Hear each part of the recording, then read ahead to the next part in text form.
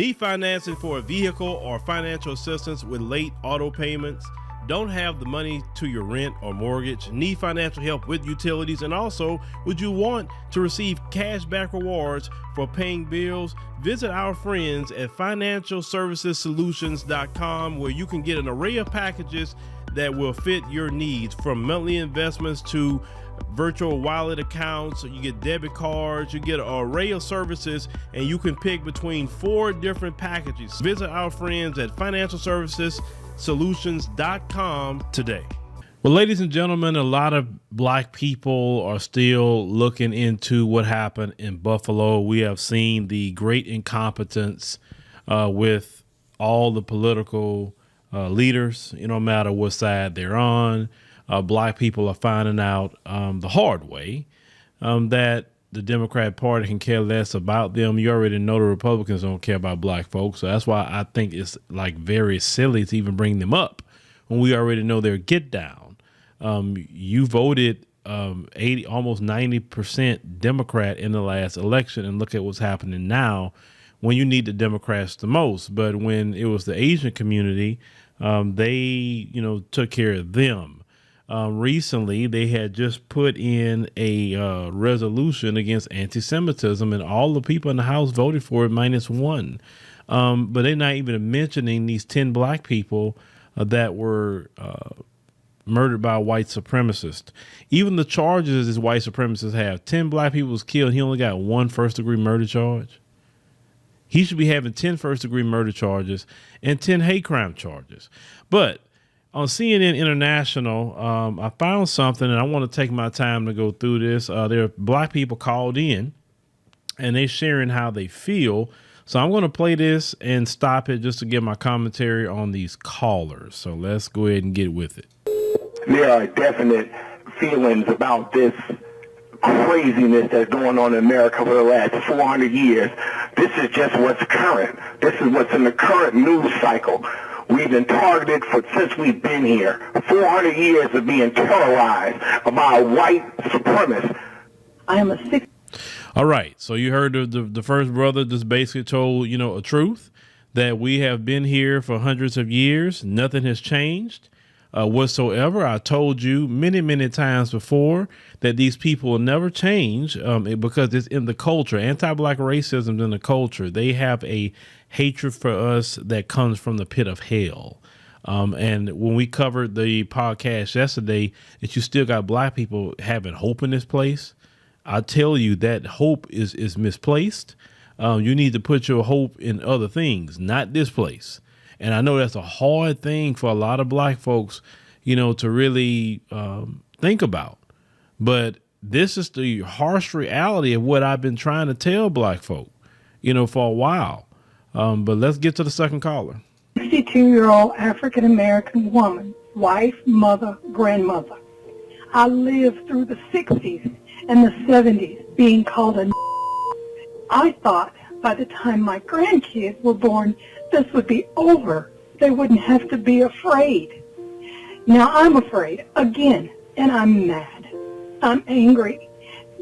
I'm hurt, and I'm scared. All right. So there's an elder sister in our community say she already been through this before, and say, here we go again.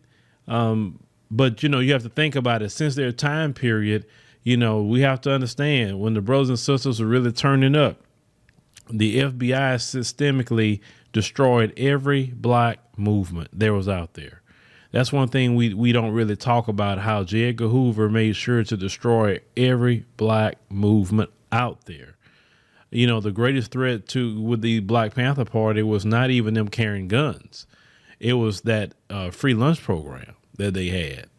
And when you can feed a people and you can be self-sufficient, you become a major, major threat. And they surely don't want black people to be self-sufficient. They got black people right where they want them in this country, depending on them for food, depending on them for jobs, depending on them for everything.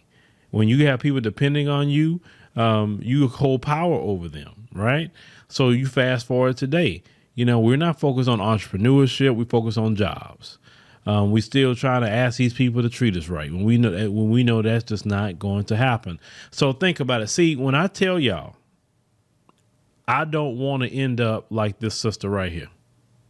And what I mean, in my 60s, still dealing with the same issues and problems. This is why I said that I can't live my life, all my life around these people. This is why. This sister already been through it already before. And now she's dealing with the same thing again. When do you have a time of peace? When do you have a time of rest? You're not going to have it around the devil. It's just not going to happen, folks. It's not. And I try to bring that harsh reality to you. If it was another option that I could come up with, I would tell you. Okay? But as long as these people run this country, you got Satan running this country, and Satan is against you. Think about that. You think about it. You may not be 62 or whatever. I think she said 62. But do you want to become 62 one day and still dealing with the same problem? In your elder years, you're supposed to be enjoying your life, not trying to worry about ducking and dodging a white supremacist. You understand what I'm saying? But let's continue. Shooting at the supermarket does not change how we feel. We've been feeling unsafe for decades, and nothing has been done. So it's just kind of crazy that people want to know how we feel now. We feel the same now as we felt yesterday and the day before that and the year before that and the year before that. I'm sitting. All right. So this brother said basically black people, feel unsafe all the time. Nothing has changed. Once again, this is not normal to be living, folks. This is not normal. And at one point in time, I thought it was even normal until 2018. Just being honest with you, I have to be honest how I feel. Just like everybody else have they deal, I have mine. I felt it was normalized to me too. But when I realized that, wow, I can actually live and not have to deal with this mess. You know what I'm saying? I mean, this is not normal, folks. This is not normal for black people to be living. Listen, Dr. Claude Anderson even told you, okay, that you cannot fight the white supremacists and these other groups too, who's against us too. Because we're not just dealing with the white supremacists. We're dealing with other groups, and we're dealing with our own that's against us too. Like, you can't fight all those people by yourself. You can't. You cannot fight all those people by yourself. And as I said yesterday, these politicians are purposely trying to take this country to a major recession. They're purposely trying to do it because they're not trying to fix anything. They're not trying to fix the gas prices. They're not trying to fix the food prices. They're not trying to fix, anything you can think of that's high right now. Biden and the Democrats are walking around clueless. But see, they're not worried about it because Clyburn and Maxine Waters and Biden and all of them, they got their money. The gas price ain't nothing to them. But black folk, is suffering. Of course, like always, black people will suffer the most. But let's go to caller number 4. You're asking myself, what kind of world did I just bring my brown babies into? We can't do anything. Okay, so this one woman says, what kind of world I brought my children into? We can't go to the grocery store. We can't go to church. We can't go to the mall. We can't go to the movies. And all those people are gone because this kid was indoctrinated with so much hate. This hate. Okay, do you realize you're living like a prisoner? This is what this sister's saying. Black Americans are living like prisoners. You can't go to the mall, like she said. You can't go to the church. You can't go do this. You can't go do that. You're living like a prisoner in the United States, but you're not incarcerated.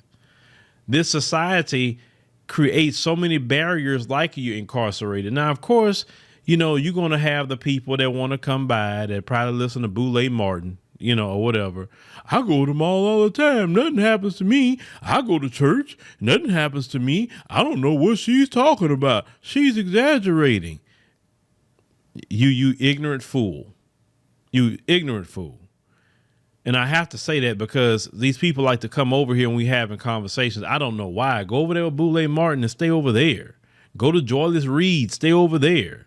Go listen to Al Sharpton. That's the people that you need to be over there. Don't come. Why are you over here in our conversations? But you come in our conversation because you actually gonna listen to some truth over here. Over there, they BSing you. Anyway, so when you feel like you can't live your life, listen, let's call it what it is. Black folks are not free in America. That's basically what this sister's saying. Black folks are not free in America. The only people that's truly free in America are white people. They free. They can go where they want to go, do whatever they want to do. This system is built for them, and it's staying that way. I'm telling you from my personal experiences, okay? My personal experiences.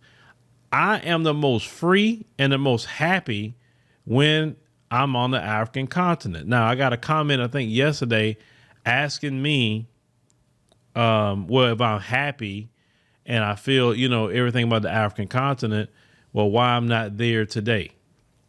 First of all, you don't know what I'm doing. I keep saying that. Why do you want to know what I got going on? Because how I look at it, you could be the folks asking that question. Black folks work, and not saying they all black either.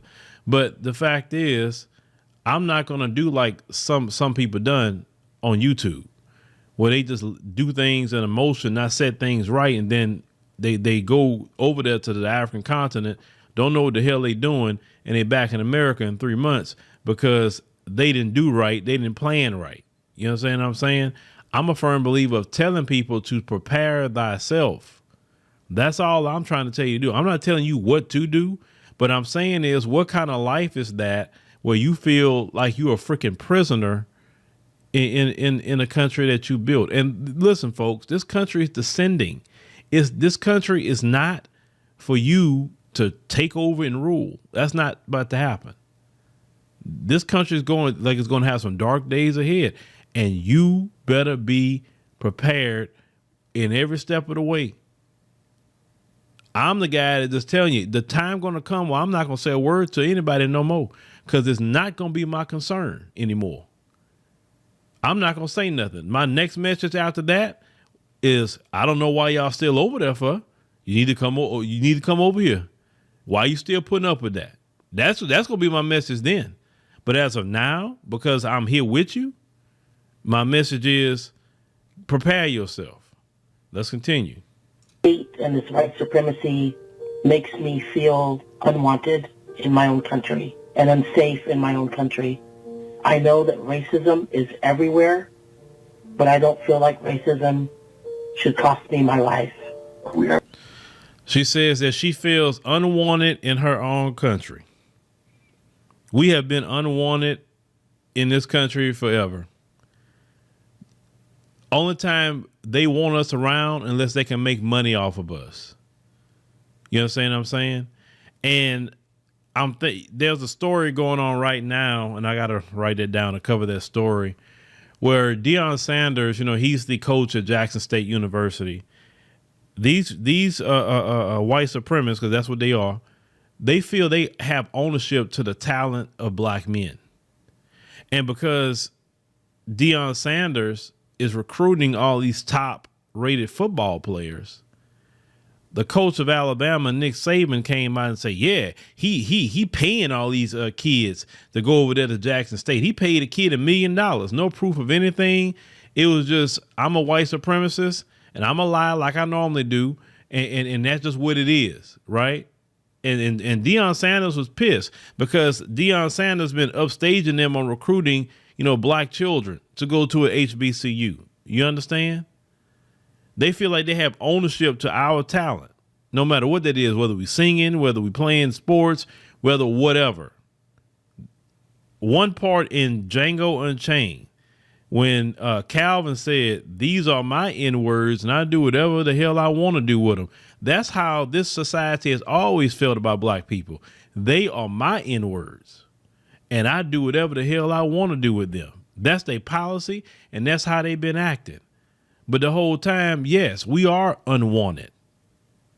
We are totally unwanted in this society. Once again, do you want to live your life like that to the day you die, feeling unwanted, feeling stressed, just not happy. A lot of black Americans are not happy in this country whatsoever. They're not happy. Trust me, happiness means a lot. Being happy goes a long way. And living around these devils that's in this country, you will never fully be happy being around them. Sure, you can kind of get to certain pockets of the country to kind of keep your distance. But the problem after that is because the white supremacists have screwed up our people so much, they are self-destructive to our own. So not only you got to deal with the devil, you got to deal with the devil's influence in our own people, destroying our own people. That's another problem too. That's the problem. Well, let's continue. Have to try to make changes from the top down, and I just don't see it changing anytime soon for the better, because we don't have the good proper leadership here in the United States, and so because of that, looks like I'm gonna have to leave.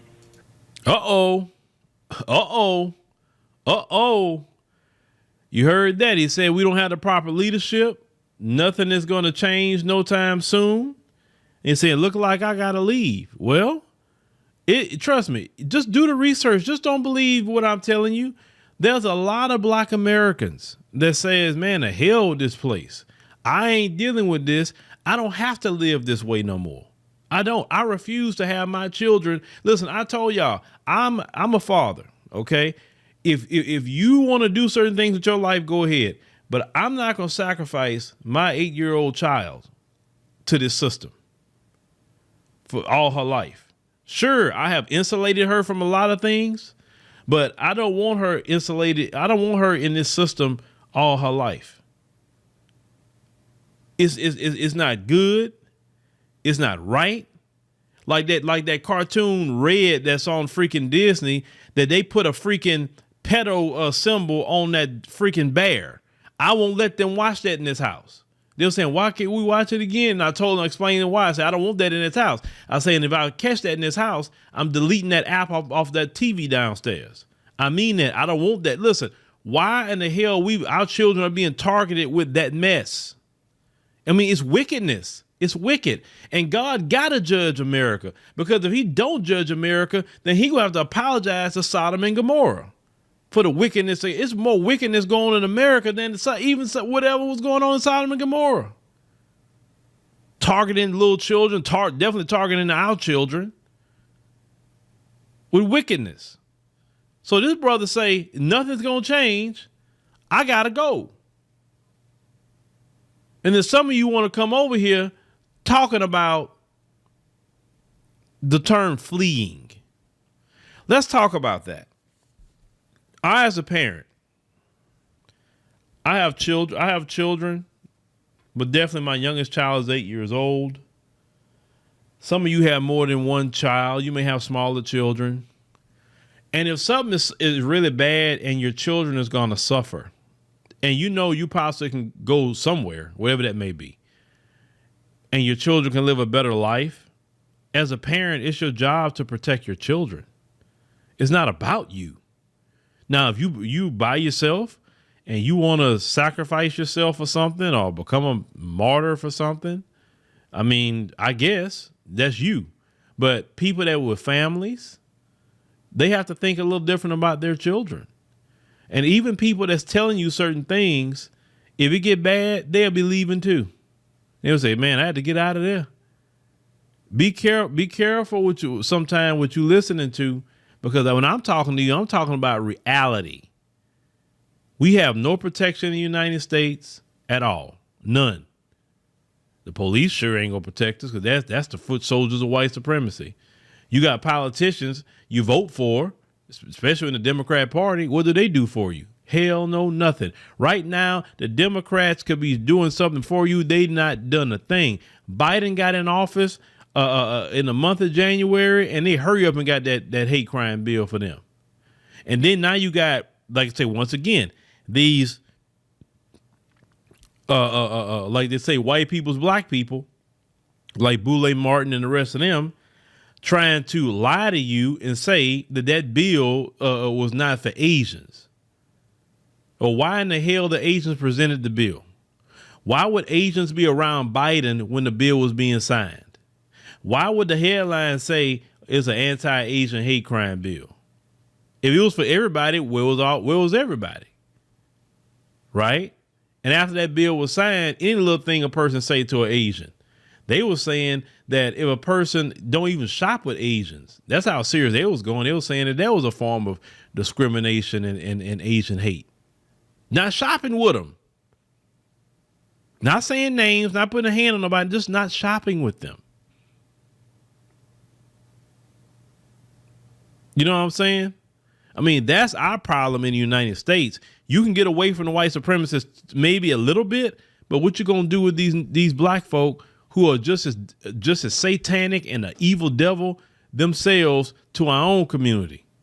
That's why we got a big problem here, a big problem.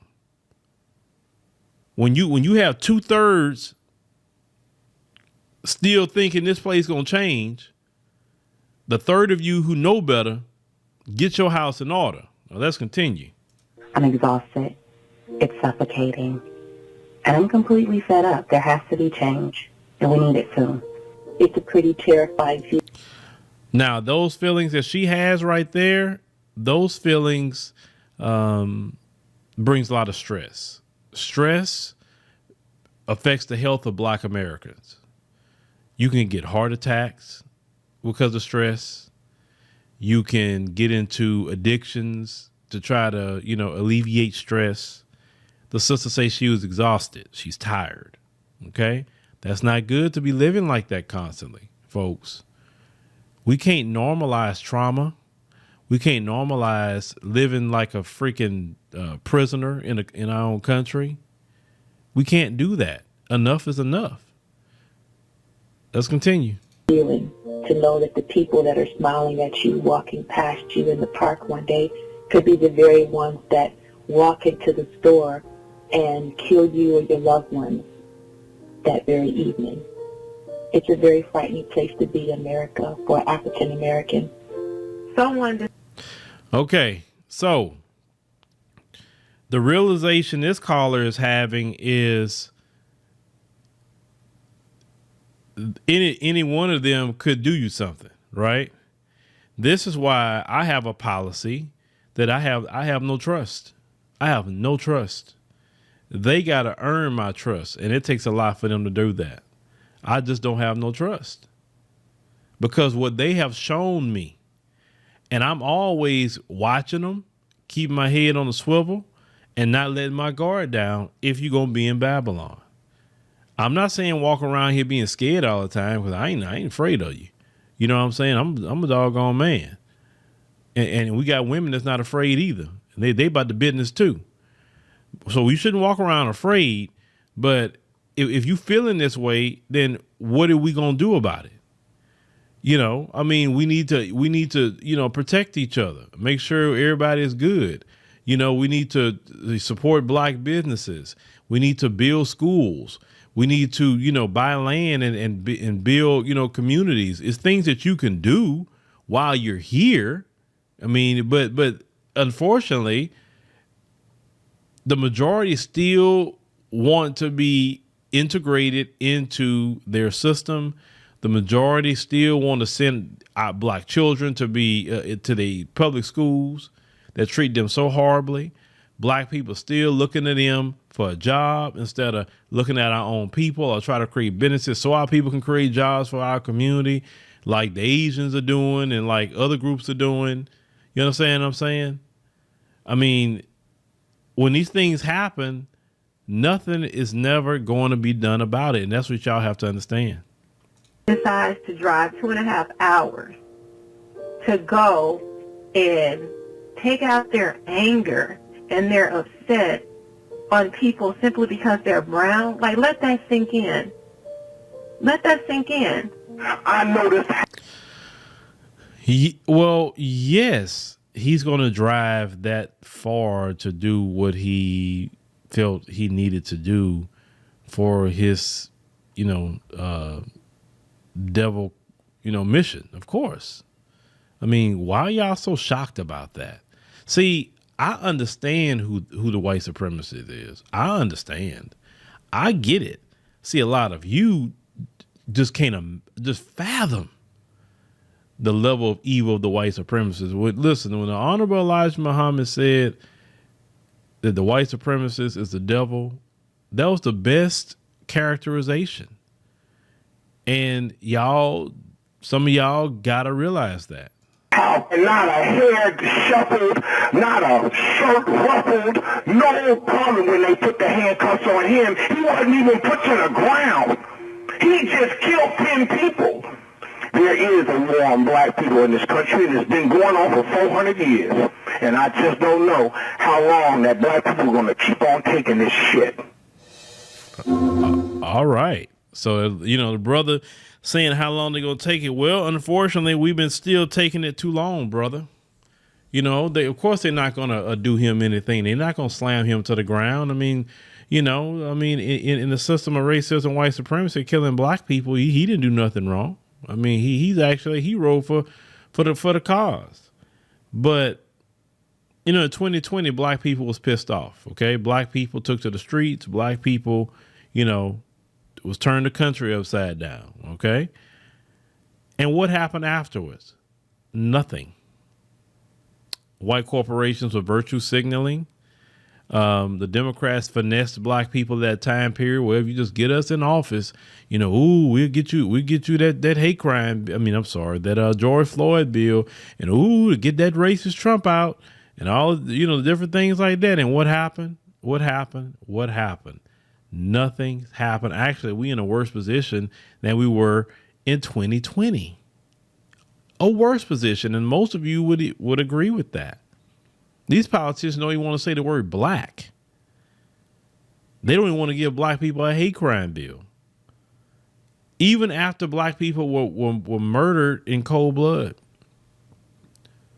Y'all are literally seeing, in real time, the Democrat version of white supremacy. And that's freaking y'all out. It's not freaking me out because I know who they are, but it's freaking a lot of y'all out. Even the most hardcore Democrat supporters say, man, they're not even mentioning this.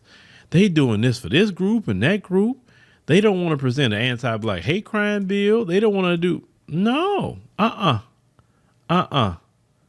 See, the Republicans, as I said before, they are front with theirs. You see them coming. I respect that. Let me know who you are. But the Democrats, they are just as racist. And let's call it what it is. If you really want to do the research, the original racist party was the Democrat Party. The Democrat Party was the party of the Ku Klux Klan. The Democrat Party, were the people who were called the Dixiecrats. All your hardcore white supremacists in history came through that Democrat Party. In the South, it was all Democrat. So that's their history. I don't know why you think they're changed. And the reason the Republican Party went that route, because the Dixiecrats went into the Republican Party. I think more so they started pushing that around the 60s and 70s. Definitely the Dixiecrats went into the Republican Party. So they brought their racism to that party. And of course they flooded that, and now they took that over. So you really got, both parties the same way. Democrats and Republicans are both freaking racist against black people. Just one's up front, and the other one it tries to be slick.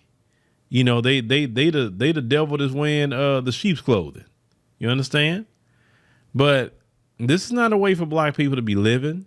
These calls are sad. This is our people. This is our brothers and sisters here that's feeling this way. This is not normal, folks. This is why, I like doing those tours to Africa and love seeing black people go for the first time. That makes it worth it for me. That's why I offer them, because I don't have to do that whatsoever. But, I believe, man, the more people I can take and just let them see it themselves, man, and the thing I don't like with some people, like I said, but we just got to look at them as the 2/3. You think you so much better than people over there and whatever. Like, how are you better? They ain't ducking and dodging no white supremacists, going to the store gunning down anybody. How are you better? You know what I'm saying? Like I said, sure, they got their issues and problems. They do. Oh, yes, they do. Ain't no way you're going to be perfect, but you ain't got to deal with that. I promise you that. And like I said, listen, I know white supremacy is global because that's the next excuse. White supremacy is global, Phil. I know that, but it's a thing called direct white supremacy and indirect white supremacy. If I got to choose one, I'd rather deal with indirect white supremacy and not direct white supremacy. We live in the belly of the beast. Look, even the people, some people in Europe view America as a racist entity. I'm talking about other Europeans. They, I'm not saying they ain't got their racism, but because they even told me when I ran into them. I don't understand why they so racist over there. Like, yeah, I know we got issues too, but man, not like this. It's horrible, but you have to understand the worst of Europe came to America. Europe didn't send their best. They sent the worst. They sent criminals. They sent scammers. They sent the worst of the worst. The queen and the king didn't want them. That's what y'all have to understand. And this is why the way they are is because the worst of Europe came here. The worst. The best of Europe stayed over there. And hence to why we got the issue that we have today. But ladies and gentlemen, thank you for joining us on the podcast today. We greatly appreciate it. Make sure you subscribe.